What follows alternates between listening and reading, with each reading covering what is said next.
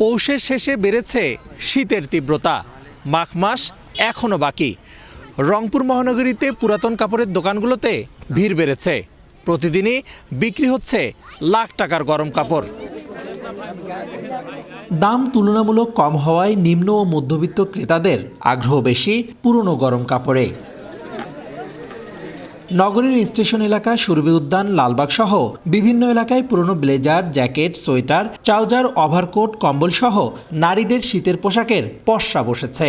পুরো দমে জমে উঠেছে বেচা কেনাও। তবে দাম নিয়ে রয়েছে ক্রেতা বিক্রেতাদের মিশ্র প্রতিক্রিয়া।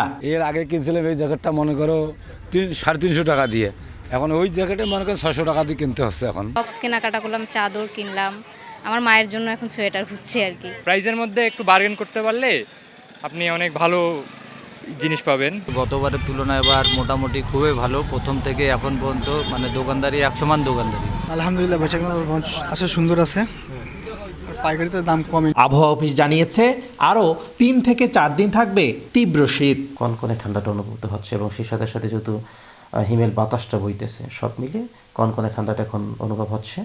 এবং এই যে অবস্থাটা, সেই অবস্থাটা আরও আগামী কমপক্ষে 2 থেকে 3 দিন থাকার সম্ভাবনা রয়েছে। তবে শীত নিবারণে হতদরিদ্র ও অসহায় মানুষের পাশে থাকার আশ্বাস জেলা প্রশাসনের। 1 মাস বা 2 মাস শীত থাকবে।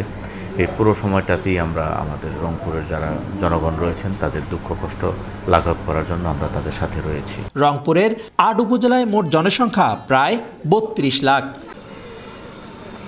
রেদওয়ান হিমেল, সময় সংবাদ, রংপুর।